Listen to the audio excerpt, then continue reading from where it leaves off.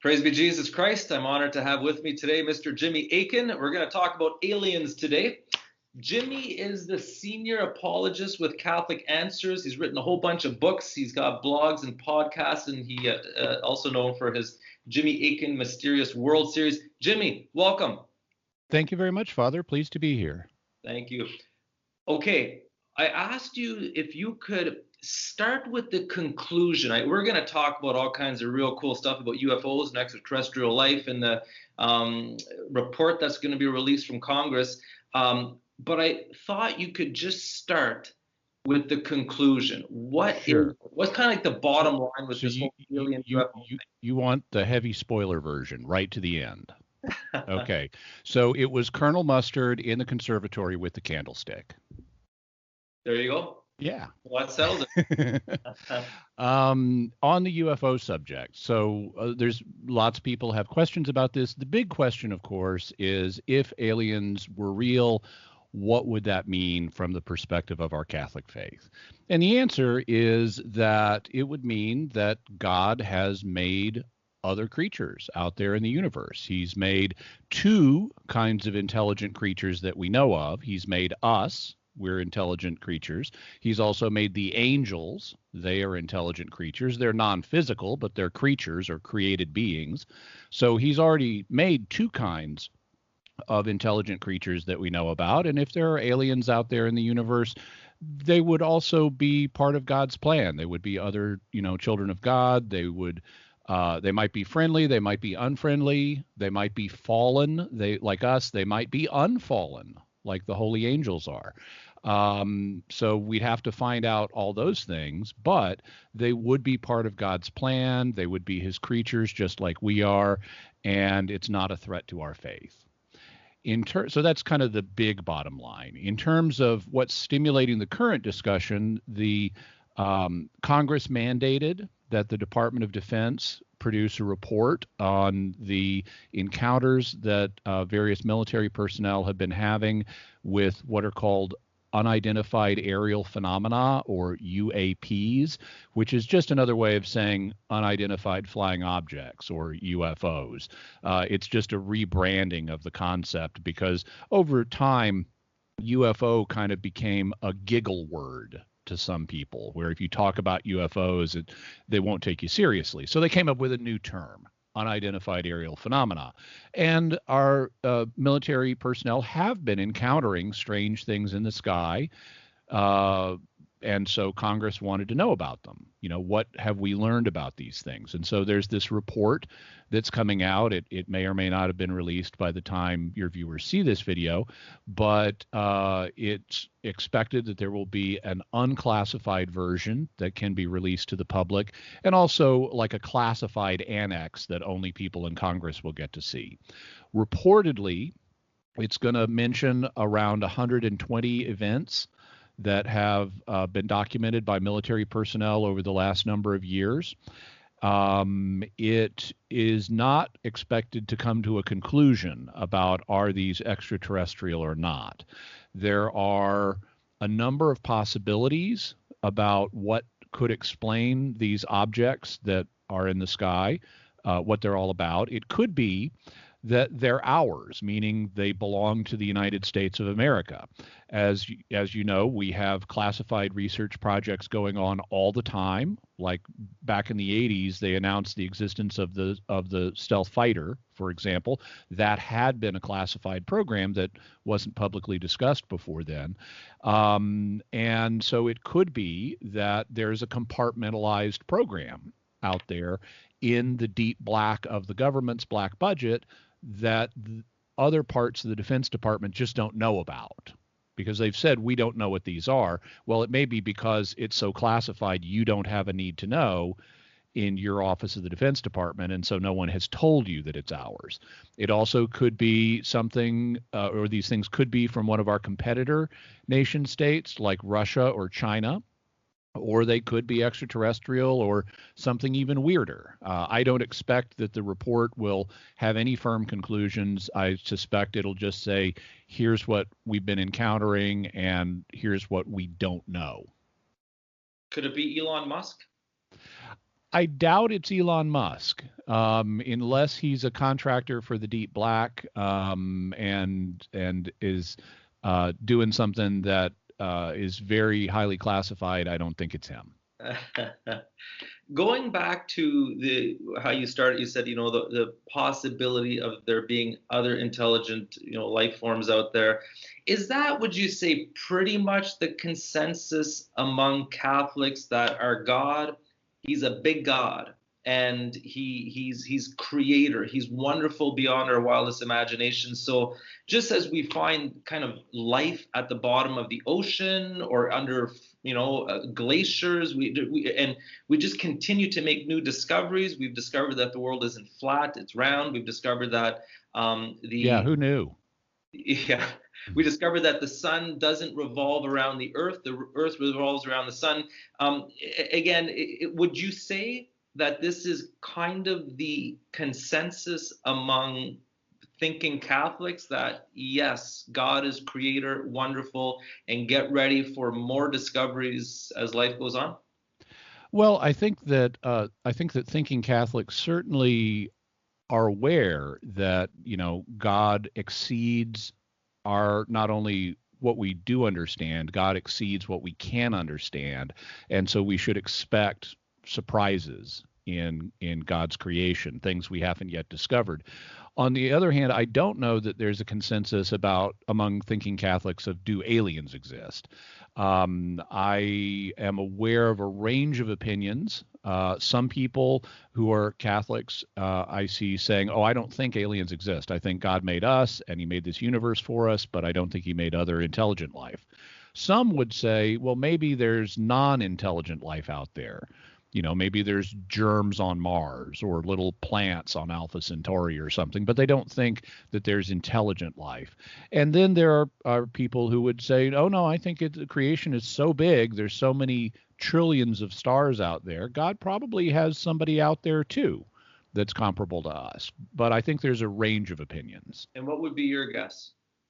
If I had to guess, I would guess there probably is intelligent life somewhere in the universe, since we know we're not the only intelligent kind of creature. There's also the angels. So once you get away from there being just one kind of intelligent creature, it's hard to put a limit and say, oh, there's only two. So I would suspect, given how big the universe is, I would guess there probably is intelligent life out there somewhere. Whether they can reach here or whether they have reached here, of course, is an entirely different question. So are you at all convinced that some of the reports of aliens reaching here is convincing, or do you think, no, there's not enough evidence? Based on your reading, studying, do you think that some of these alien reports are legit? So some people will say, well, it can't be aliens because it's too hard to get from one solar system to another, that the distances are just too big. And so they'll dismiss all of the accounts on that basis. I don't do that because it may be possible. I mean, science has progressed tremendously in the last, say, 200 years. Well, in 1,000 years, should the world last so long, we might have faster than light drive. And so it may be easier to get between solar systems than we currently think. Even if it's not, slower than light travel will allow a species to become spacefaring given enough time. So, you could colonize a galaxy in 1,000,000 years. If you had 1,000,000 years in slower than light travel, you could still colonize a galaxy. So I don't dismiss the reports on the ground that the stars are too far away. I'm open to the idea that some of the things people are seeing might be extraterrestrial. I'm not convinced of that. I'm genuinely open. I haven't seen evidence that would make me say, oh, it's got to be aliens, but I also don't have evidence that would make me say it can't be aliens. So I'm genuinely open on that question. Yeah, a lot of people don't understand the traveling at the speed of light thing. Like, some people just think, well, yeah, I mean, they hop in some kind of a spacecraft, just like we hop in one of our shuttles and they go to another planet. They come to planet Earth, and they don't realize we're talking about traveling at speeds that it's almost inconceivable to travel at this point, like you said. And so for someone to just simplistically think that, some creature on some other planet can make some kind of a spacecraft and fly to planet Earth, it's not that simple. And the argument that, the speed of light is a factor, or traveling at is a factor, is legit. Okay, if you were to compare the reports of aliens compared to the historical evidence for the life of Christ, and also the resurrection accounts, and also the historical evidence for other kind of things we proclaim in the Catholic Church, say, for example, some of the miracles, or even some of the reported visitations from the Blessed Virgin Mary, say in Fatima, or things like that. Is it the same? Is the Christian belief in angelic or divine beings coming different? How would you compare those two? Well, I would say that within a Christian framework, the evidence for miracles is very strong. The evidence for the resurrection of Jesus in particular is very strong. But there are also other much more recent miracles that are very well documented. In fact, there's a whole book that's fascinating. It's called Medical Miracles. It's written by a Canadian pathologist, a blood pathologist, I believe, named Jacqueline Duffin, who, much to her surprise, ended up consulting on a medical miracle case for the Vatican. Because as listeners will know, in the process of canonization, they're looking for, have miracles been performed by this person's intercession? And if the answer is yes, then the person may be proclaimed a saint. But the way they do that, the way they investigate those miracles, is they take the medical records and they have specialists look at them, who are medical specialists, and say, is there a medical explanation for this? And they don't care what the medical specialists' beliefs are religiously. You don't have to be a Catholic. In fact, Jacqueline Duffin is an atheist. And she was presented with some medical records and asked, is there an explanation for this? She thought that she was consulting for like a trial, like maybe there was malpractice or something, and that's why she was being asked. But she said, nope, there's no medical explanation for this. And then she finds out, oh, it's a saint canonization cause. And she went over to Rome and for the canonization, and she got so interested that she ended up spending time at the Vatican Secret Archives looking at hundreds of years worth of medical records for saint canonizations and wrote a book about it. So there actually is a lot of evidence for supernatural things like miracles occurring. There is also evidence that, well, yes, we're seeing something in the sky that is unusual. We're seeing some of the military personnel in recent years have not only seen but filmed with gun camera footage. They filmed objects that are flying and changing direction at very high speeds, and that don't have wings. They don't have propellers. They don't have lifting bodies. It doesn't look like any kind of technology we have. And that's solid documented evidence. I mean, we've got the videotape of it and the radar, recordings of it. But whether that's extraterrestrial or just something that's classified from an Earth nation is something we don't know. And what would be your guess based on some of the video footage you've seen and the testimony of some of the Navy personnel and aircraft pilots? What would be your guess what they're looking at? This is another one where I'm open. I don't have a settled opinion on this question. If I had to guess, just based on historical precedent, my guess would be that it's classified technology, because we've had precedents for this before. Back during the 1960s, the Air Force was developing some advanced reconnaissance at 50s and 60s. The Air Force was developing, and the CIA were developing some reconnaissance airplanes like the SR-71 Blackbird and a CIA equivalent of that known as the Oxcart. And in order to minimize the weight of these planes, they were not painted. So they had just a metallic silver skin. And as a result, if you viewed them from below, you'd see this silvery body up in the sky. And if it was high enough, it could catch the reflected sunlight and look like a glowing body in the sky.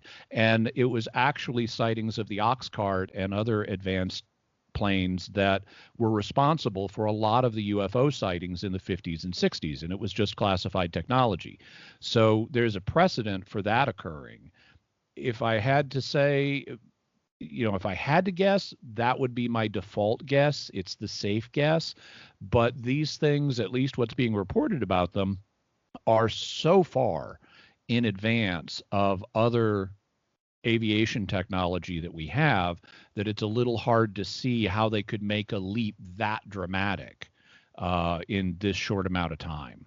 What about the possibility of some kind of a hologram or messing with radar? Or someone gave the example, hey, I messed with my cat with a little laser beam, What about that possibly? Yeah, they're seeing something, but it's not an actual object. Because, again, so far, the evidence that's being put forward, it's a few military people who see something. Like it's not like crowds of people, and it's not, again, if we go back to comparing with miracles in Catholicism, it's like a Eucharistic miracle.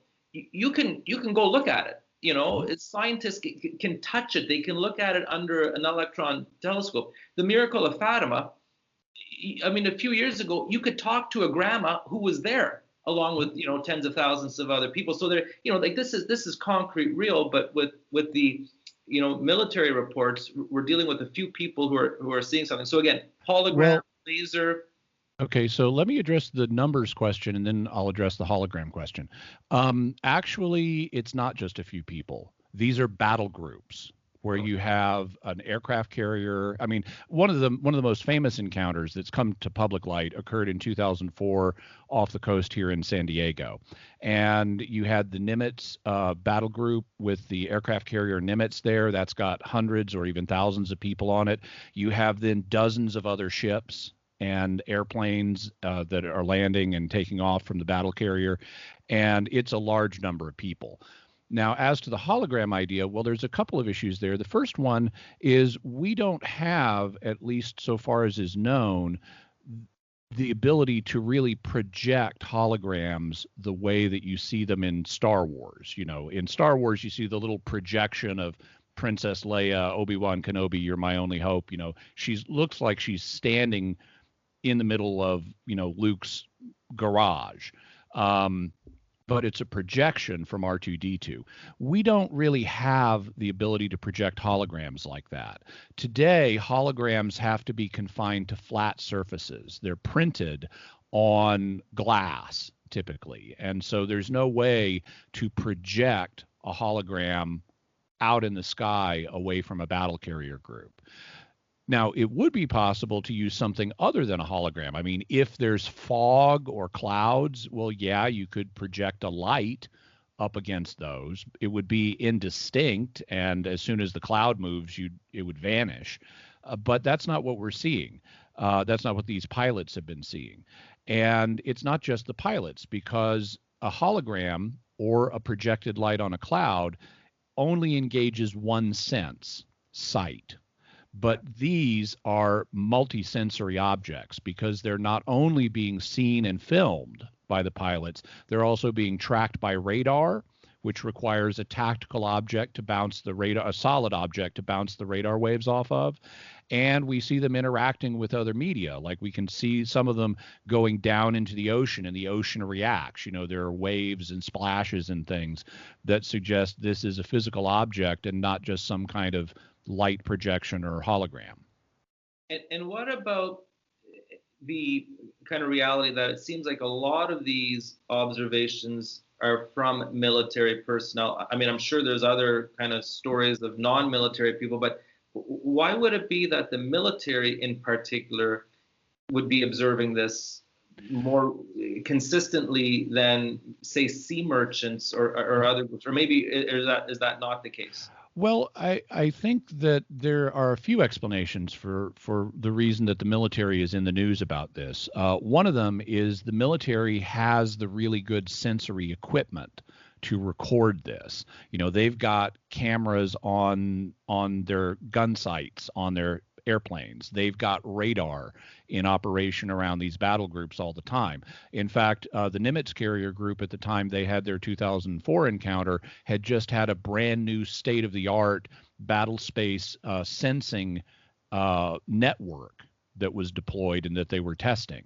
So it's partly because they've got the good sensors and the good recording devices, whereas the merchant marines don't. And, you know, an ordinary person out in the woods may have his iPhone, but they don't have this multi-sensory detection array. So I think that is one thing that causes the military ones to leap to prominence. Another factor that causes the military ones to be more prominent is it's a threat. If you have unknown objects in your battle carrier airspace that you're not in control of and don't know the origin of, that's a military threat. That's an airspace threat.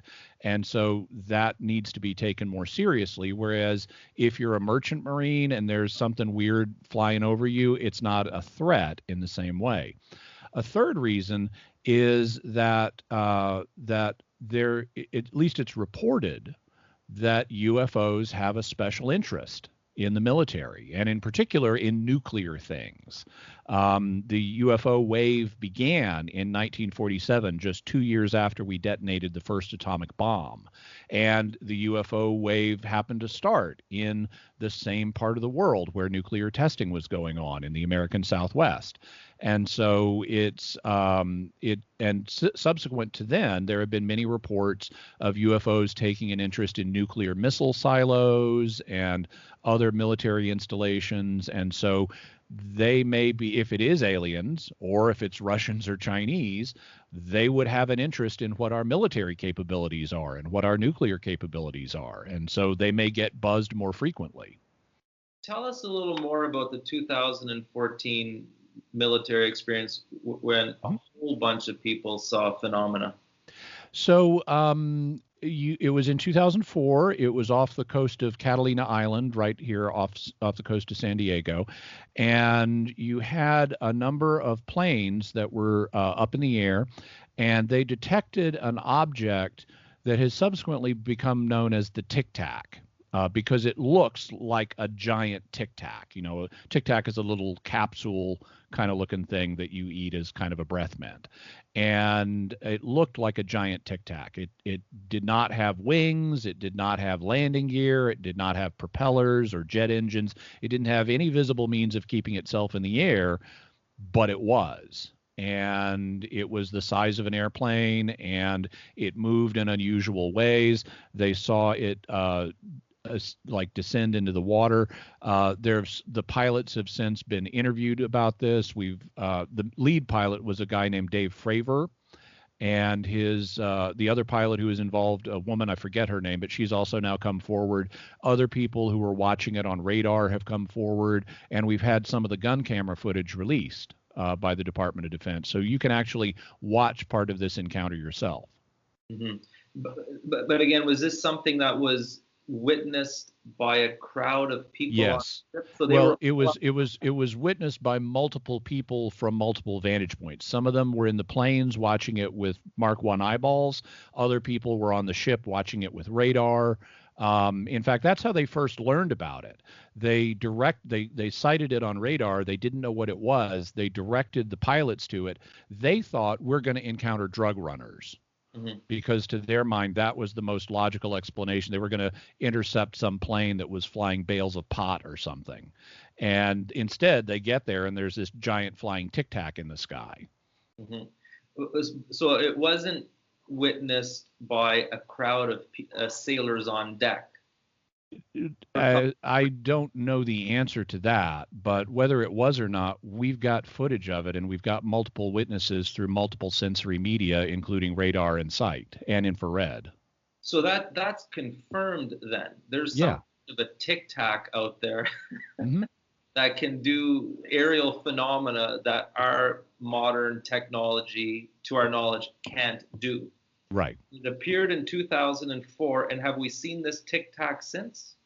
There are reports of it being seen since. There are also reports of other objects that are similar, that similarly display characteristics that modern aviation doesn't duplicate. And some of them are very frequent. Like I said, reportedly, the new UFO report that's going to come out is going to discuss 120 incidents like this. Some of them are much more recent. Just within the last few weeks, there's also been some new footage released of some encounters that occurred in 2019, so just 2 years ago, and where multiple objects were hovering around and buzzing another group of ships for days. They would appear over not just a few minutes, but for days they were interacting with these ships. Okay, now let's shift to the alien subculture, like the people who are into aliens. I mean, since I put out a video saying that I was going to interview you, I've had tons of emails and people commenting saying I was abducted by an alien and I've experienced like all of this. Is there any kind of testimony or evidence from, again, the alien culture people? I mean, there's books, there's movies, there's commentaries, there's people who claim things. Is there any kind of direct relating to what the military is saying, especially this Tic Tac type thing and the multiple viewings, and what the alien people are saying? Well, they're obviously discussing unknown objects in the sky, and they report some similar things. They also report different things. The people in the Navy haven't reported being abducted, but some civilians have. I think that the UFO community is a really diverse community, and there are people with widely different levels of credibility in the UFO community. It's like anything else. Some people are in any field are wanting to make a buck. Some people in any field are just wanting attention. Some people in any field are just wanting to make up stories for fun. Some people in any field are sincere and are describing things as they understood it. It may or may not be what they perceived it to be, but they're very sincere in describing it. And then there are just tons of people who love to speculate and wonder and test out ideas. And so the UFO community is very diverse. I think it's a mistake to look at the UFO community and say, oh, they're just a bunch of nuts, or to say, oh, they're totally right. I think that some of them are nuts, but some of them may be right. So I think we have to exercise discernment. Are there any people in the UFO community who have undertaken kind of rigorous investigation? Now, I mean, it's a hard thing to investigate, but people who, again, using the parallel in the Catholic Church. I mean, in the Catholic Church, we tend to be very skeptical and hesitant at first when we hear about miracles. We investigate. We study the phenomena. Is there any people in the UFO community who kind of tried to apply the same type of rigor to studying, investigating, gathering, witness testimony? There are. The most famous person of that sort, he's no longer with us, but his name was Dr. J. Allen Heineck, and he was an astronomer. And initially in the 1950s and 1960s, he was working for the Air Force's Project Blue Book, which was their initial study of UFOs. And he was, being a scientist, they asked him to come aboard Project Blue Book and advise them on possible scientific explanations for what people were reporting. And he did that, and he was famous for debunking a lot of reported UFO sightings, pointing out, well, that you could explain this way and you could explain this that way. In fact, although he regretted it, he's actually the guy who came up with the famous swamp gas explanation for some UFO sightings. That was Heineck. But as he continued to interact with the witnesses and the trace cases where there was, some kind of physical evidence left behind, he came to the conclusion that actually there is something mysterious to this phenomenon. In fact, he's the guy who came up with the Close Encounters scale. So if you've ever seen the movie Close Encounters of the Third Kind, famous movie from back in the 80s, he's the guy who came up with the concept of close encounters of the three different kinds. The first kind is seeing an object in the sky up close. The second is seeing is an encounter where there are physical traces left behind by it, and the third is where you see the occupants. And so Steven Spielberg made this movie, Close Encounters of the Third Kind, and he's actually got Heineck in it. Heineck has a little cameo at the end when they're looking at the big spaceship at the end. Heineck's there smoking his pipe. But he's very famous for taking a very scientific approach to this, a very, rigorous kind of critical approach to thinking through what could this be. There are other people today who take a similarly discerning approach. One that's active in the UFO field right now, who I'm pretty impressed with, is a guy named Kevin Randall, who is a former military officer, but also takes a very balanced and critical approach to ufology as well. Now, you mentioned leaving physical traces. That's another question. I mean, again, it's one thing to have the testimony of people who say they've seen things or experienced things, but it's a whole other category when the U.S. Army says, yeah, we have a spaceship. We didn't tell anybody. We have a spaceship. We've been studying it for the last 15 years. I mean, then you're no longer dealing with speculation for sure. You're dealing. I guess maybe the spaceship was made on planet Earth, but are there any reports, or are there people who claim convincingly that they actually have, physical traces of extraterrestrial life? So there are definitely cases, there are definitely reported cases where there is some kind of physical trace left behind. These traces can be things like indentations in the soil that were left by, some kind of object that was pressing on the soil, like the landing gear of a craft. If you had a jet airplane set down on someone's field, well, the landing gear is going to make impressions in the field. And so if you have a UFO and it lands, it may affect the soil in some way, like making impressions in it. It also could do other things, like if you had a jet airplane land in someone's field and then it took off again, there would be chemical traces from the jet exhaust that it left behind, and in the same way, and maybe heat, from its engines. And so similarly, there are reported UFO cases where there have been chemical residues, heat damage done, and wind damage done to stuff on the ground. There even are reported cases where pieces of metal have been left behind, like a little part that's broken off. Thus far, and those parts are currently being studied. Thus far as I'm aware, there is no publicly announced knockdown, clearly this is not from Earth trace case, but there are ones that are reported to be strange. To explain that, I should mention, so whenever a solar system forms, it's formed out of like ours that has, planets like Earth with rocks and stuff and metals on them. The way those rocks and metals get there is it's from the dust from a previous stellar explosion. So what happens is stars, are primarily hydrogen and helium. As they burn, they press that hydrogen and helium together to make new elements. And then when the star goes nova, it releases those new elements out into a big cloud, which can then form into a new solar system. But because every star is different, the elements you get are a little bit different. And so they'd be different in each solar system.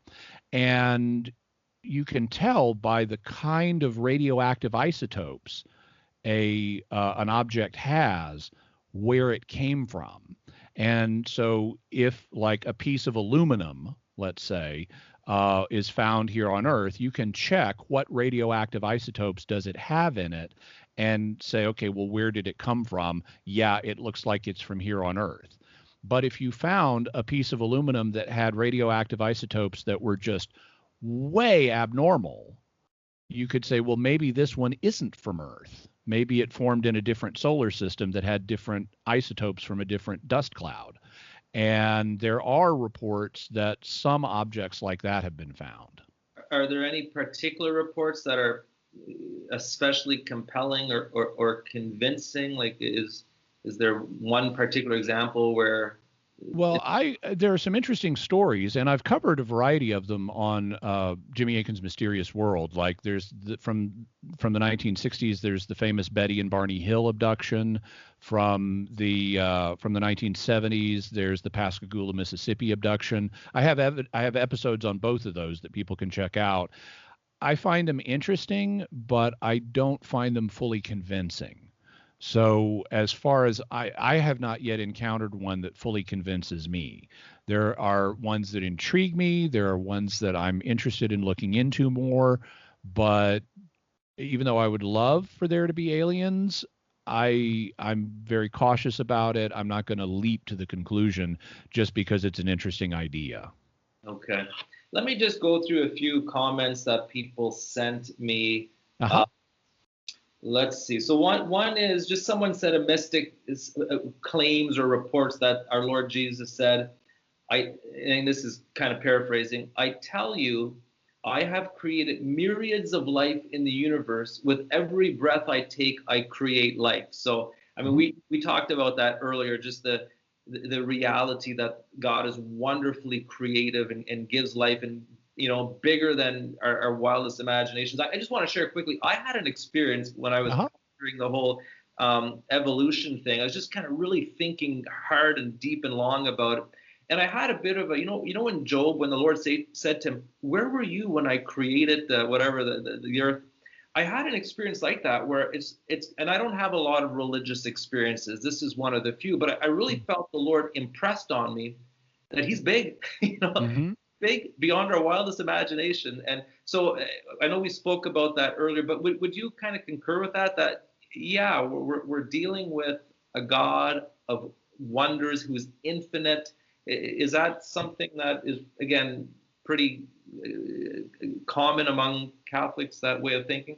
Well, I think that, Catholics have always recognized that God is infinite, and therefore, as big as the world seems to us, God is even vaster in his mystery. And so we should expect surprises.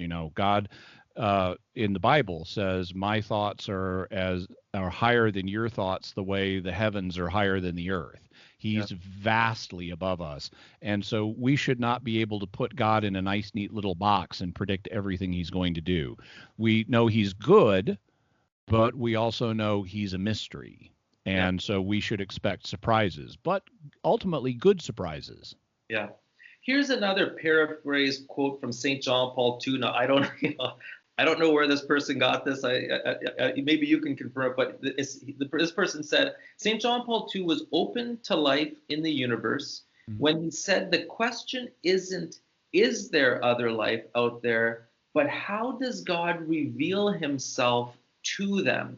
And I got a lot of comments like that saying, hey, if there's intelligent life, the first thing we need to find out is, what is their knowledge of the Creator, of the Trinity? Any thoughts on that? Yeah, God may well have revealed himself to them in various ways that he didn't to us. They may know more about certain aspects of God's overall plan, certainly his plan for them, whatever that may be. On the other hand, they may not have had a special revelation from God. They could be like uncontacted tribes here on Earth. When in the age of exploration, when explorers came from the old world to the new world, they found all these tribes who had not heard about God, and they evangelized them. And if we were to meet aliens and they hadn't heard about God, well, we'd certainly tell them about God, and then the interesting stuff begins. Can they become Christians? And I would say if someone wants to be a Christian, you don't say no. You do your best to accommodate them, and if someone asks says, I believe in Jesus, I want to be saved through Jesus, I want to be baptized, then you baptize them, at least conditionally. If you are capable of receiving baptism, I baptize you in the name of the Father, the Son, and the Holy Spirit. So what you're saying is we might be in a situation where we need to conditionally baptize aliens. Yep, exactly. If they want it, then we should not withhold it from them. Yeah. And I actually have a whole episode of Jimmy Akin's Mysterious World. It's episode 55 about what the theological implications of discovering intelligent aliens would be, including ones that, there might be some that you couldn't baptize because let's suppose it's a life form that is based on hydrogen that can only exist at super cold temperatures. And if you poured water on them, liquid water, it would boil them alive. What do you do in that case? Man, that's I never thought of that. Okay, here's another. This was my number one comment on the YouTube video. Scott Gunn wrote, when the media, the military, and the government are all singing in unison on a single topic, we should indulge in healthy skepticism. So it's almost a bit of a conspiracy kind of perspective that, like what's up with the timing of this? What? Any thoughts on that? Yeah, I think that it's always healthy to be skeptical and ask what else could be going on here, because the government, neither our government nor any other government, always tells the truth. In fact, I did a pair of Mysterious World episodes about a guy named Paul Benowitz that the Air Force lied to and told him he was in contact with aliens when he wasn't. What they were really doing was protecting some classified technology that he had stumbled upon, but they told him this is alien. And it ultimately drove him nuts. He ended up in a mental facility because of how much the Air Force was lying to him. So it's very clear that, in order to protect our secrets, our government will lie. And so it is a live option that needs to be considered. Could this current discussion of UFOs, could it be some kind of psychological warfare thing? Could we be trying to fake out the Chinese by making them think we've got much greater technology than we actually do? Could they be testing our defenses to see, can we track these fancy new drones that they've got? There easily could be spy games going on here. So I don't dismiss that as a possibility at all. I also, though, wouldn't immediately leap to that conclusion, because just because the government can lie and sometimes does lie doesn't mean they always lie. So I think we have to be open to the possibilities, but we shouldn't leap to any one conclusion just because it tickles our fancy. Yeah, it reminds me of the story of, you probably know this story a lot better than I do, but the European who came to, I don't know what country, and he somehow wanted to convince the tribe that his gun could fire multiple rounds, because he knew if the tribe saw that his gun was a single shot, only one shot, then he had to reload, he knew he was done. But if he could convince them that the gun could shoot multiple rounds, he knew they wouldn't touch him. And his gun was a single shot. He convinced them that it could shoot multiple rounds, and he was king. They didn't mess with him. So, I mean, yeah, you could see how, there could be some, indirect communication. I don't know. Okay, here's another comment. This is from Viola Anderson. Mm-hmm. She said, I heard from a priest that UFOs are actually demons or of Satan. Could you please have Jim enter this question about if UFOs are of Satan? So there are a few things to say here. Now, on Mysterious World, we have two sayings. It's always aliens and it's always demons, because those are the two things that people want to propose for every strange thing. Oh, aliens did it, or oh, demons did it. Okay, well, demons are real. They do exist. They do interact with people. But we shouldn't automatically assume everything is a demon, in part because it's factually just not the case. That's giving Satan too much credit. Classically, as I'm sure you are aware, Father, theologians speak of the world, the flesh, and the devil as being the three sources of sin. The devil is only one of those. You've also got the world and the flesh. There are naturalistic explanations for things besides its demons. Also, just because a priest said it doesn't mean it's right. Priests don't have special knowledge of aliens. If they've been trained as exorcists. They may have some additional insight into demons, but even then that's limited. We don't know a whole lot about demons because God hasn't revealed a whole lot about demons to us.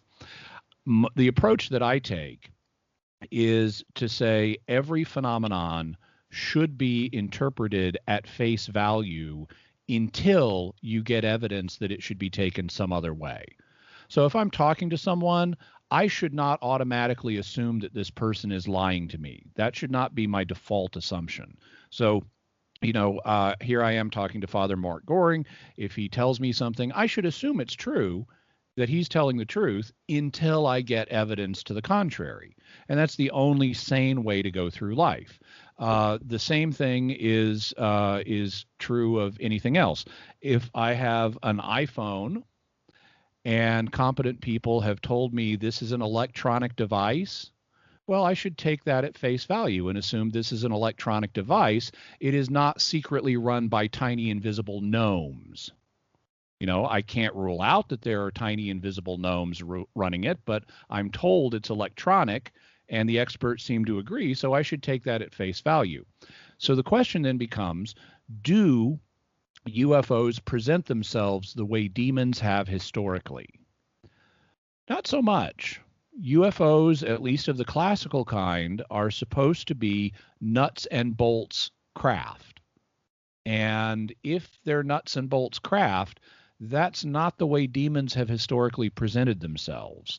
Demons don't usually take physical form, and if they do, it doesn't tend to be in the form of something that looks like a fancy airplane from the future.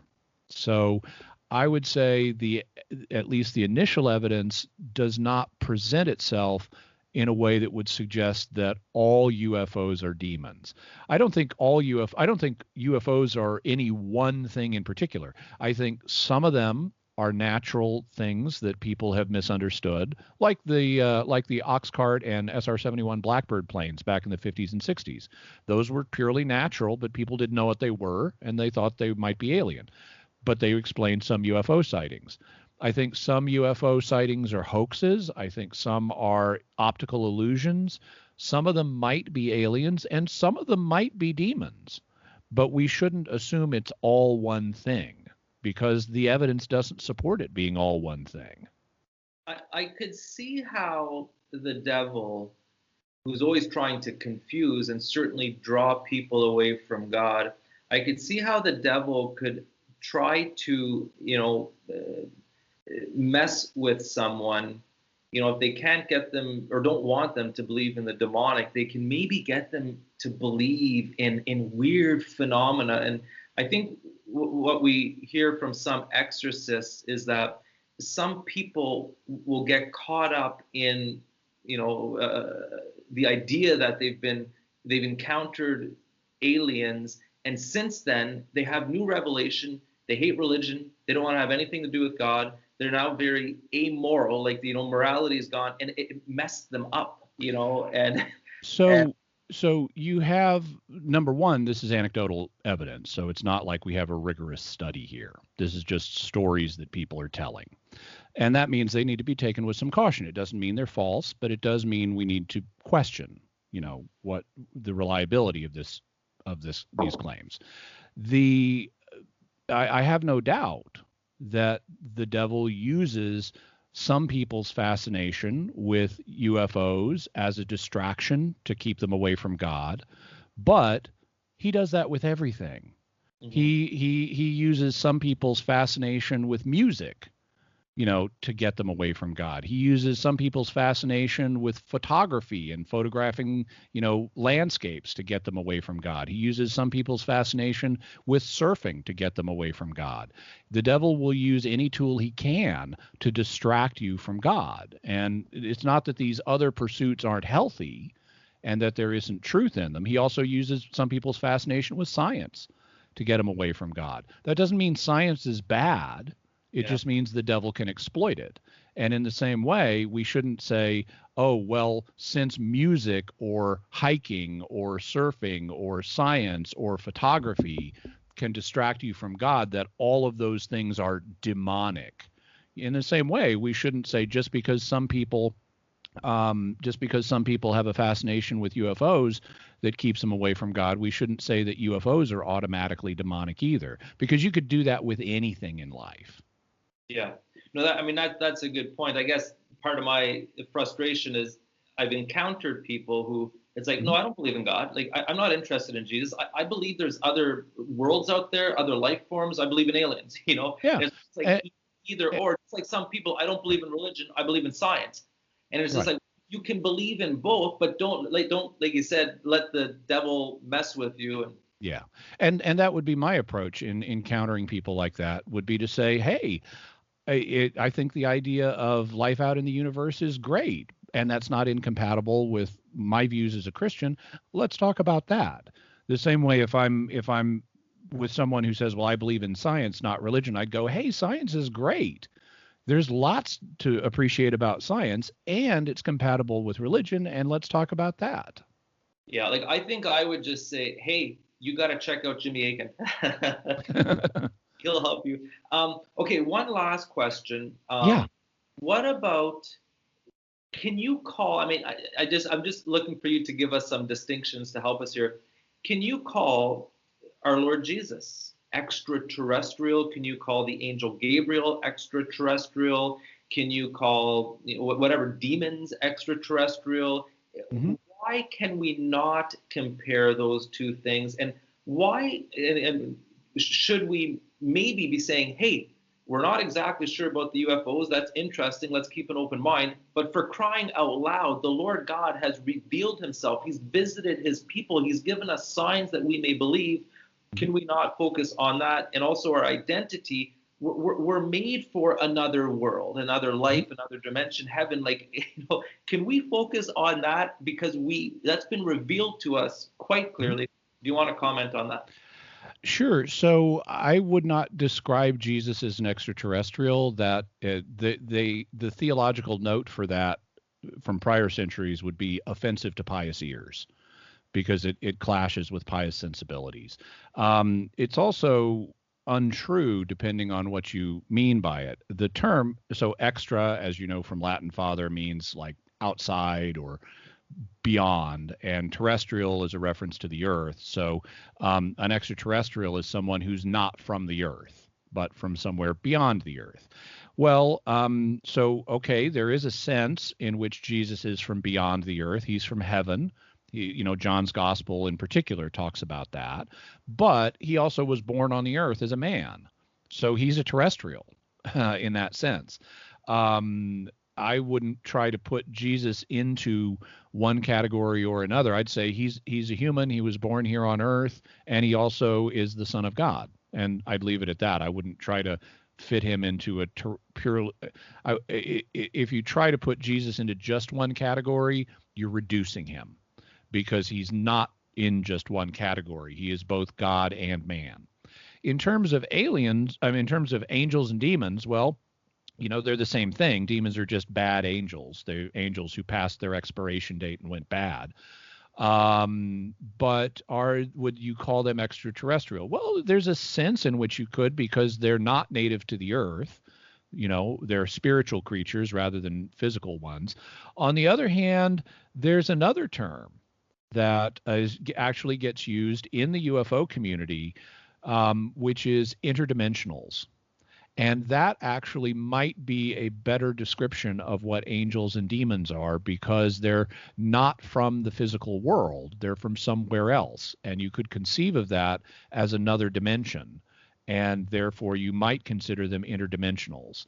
But even that could be misleading, because when people think of other dimensions, they tend to think of physical dimensions, and angels and demons are just not physical. They're from an intellectual realm. They're created intellects. And so believing in angels, believing in the Lord Jesus as coming from the Father and leading us to the Father's house, another dimension, again, the comparison between the wonders that the Lord has revealed to us and the mysteries and the wonders of the whole alien UFO thing. Do you want to compare those two? Yeah, I would say that there is a lot of mystery and wonder to be found here in God's creation in this life. But as St. Paul says in his letters to the Corinthians, what's going on in this life is not worth comparing to the glory that will be revealed to us. So, regardless of what you think about UFOs and aliens, whether you think they're all natural or they're all hoaxes or they're all aliens or they're all demons or it's a mix of all of those things, the important thing in life is Jesus Christ and being with God for all eternity. And as interesting as the mysteries surrounding this topic are, the mystery that God has awaiting us is even better. Amen. That's a beautiful way to end. Well said. Jimmy, why don't you share with my viewers how they can hear more from you? I'm sure everyone loved the conversation today. How can people hear more from you? Well, they can go to Catholic.com, which is the website of Catholic Answers, where I work, and I'm frequently on the radio there on Catholic Answers Live. They can go to my personal website, JimmyAkin.com, to catch up with everything else I do. That's JIMMY for Jimmy, and then Akin is much easier than you think. It is only 4 letters. People always want to add extra letters to it. It is just 4 letters, AKIN, just like it sounds, Akin. So if you go to jimmyakin.com, there is a bunch of stuff there for you, including episodes of Jimmy Akin's Mysterious World, where we look at both natural and supernatural mysteries from the twin perspectives of faith and reason. Wonderful. Well, thank you again for taking time for this conversation, and blessings on you, and blessings to all the viewers. Viva Cristo Rey.